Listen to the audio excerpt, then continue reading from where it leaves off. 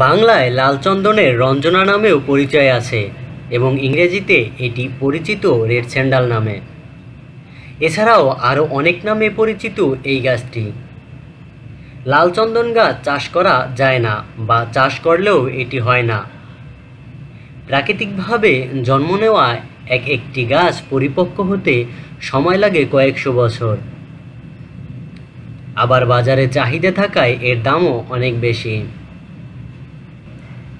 লাল চন্দন গাছ সাধারণত 8 মিটার থেকে 10 মিটার পর্যন্ত উঁচু হয়ে থাকে। লাল চন্দন গাছের পাতাগুলো দেখতে অবিকল জাম পাতার মতো। চন্দন সাধারণত 2 ধরনের হয়ে থাকে, সেতু চন্দন এবং লাল চন্দন বা লোহিত চন্দন বলা হয়। বাংলাদেশ সহ বিশ্বের বিভিন্ন অঞ্চলে সেতু চন্দন পাওয়া গেলেও লাল চন্দন পাওয়া খুবই দুর্লভ। সাদা চন্দনের সুঘ্রাণ থাকলেও লাল চন্দনে কোনো ঘ্রাণ নেই, কিন্তু কাঠের বিশেষ গুণের কারণে বিশ্বজুড়ে এর চাহিদা ব্যাপক। সেতু চন্দন চাষ করা গেলেও লাল চন্দন গাছ চাষ করা যায় না। ধারণা করা হয় চন্দন গাছ ভারতীয়। রামায়ণ, মহাভারত, এমনকি কৌটিল্যের অর্থশাস্ত্রেতে এই কাঠের বর্ণনা পাওয়া যায়। তবে অনেকের ধারণা লাল চন্দন গাছের আদি নিবাস ইন্দোনেশিয়ার ত্রিনুক দ্বীপে। রক্তচন্দন বা লাল চন্দনের প্রধান গ্রাহক চীন, সংযুক্ত আরব আমিরাত, জাপান, সিঙ্গাপুর এবং অস্ট্রেলিয়াতেও এর চাহিদা রয়েছে। তবে সবচেয়ে বেশি চাহিদা চীনের বাজারে, আর তাই এই কাঠটি পাচারও হয় চীনে বেশি। পৃথিবীতে যতগুলো দামি কাঠ রয়েছে তার ভিতরে সবচেয়ে দামি কাঠগুলোর মধ্যে একটি হলো লাল চন্দন। প্রতি কেজি লাল চন্দন কাঠ বিক্রি করা হয় প্রায় 10,000 টাকা দরে।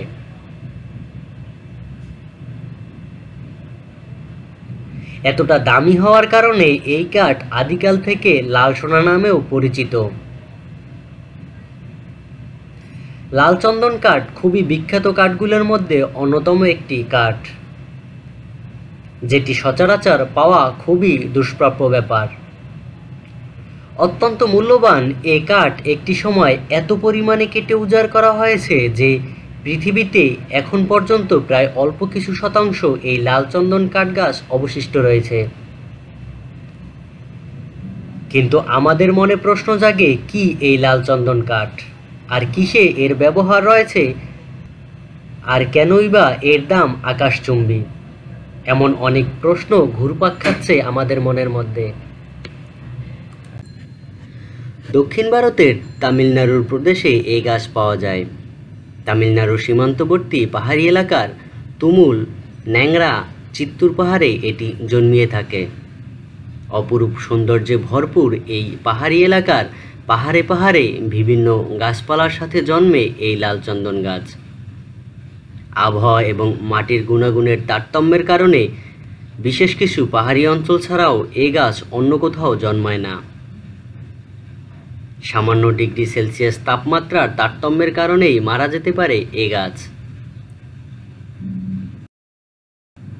মূলত আয়ুর্বেদিক চিকিৎসার ঔষধ হিসেবে এই কাঠের ব্যবহার ব্যাপক আকারে। প্রাচীনকাল থেকেই রূপচর্চার অন্যতম উপাদান উপকরণ এই কাঠ। এছাড়াও দামি ভাস্কর্য, বাদ্যযন্ত্র ও বিলাসবহুল আসবাবপত্রের জন্য এই কাঠ খুবই বিখ্যাত।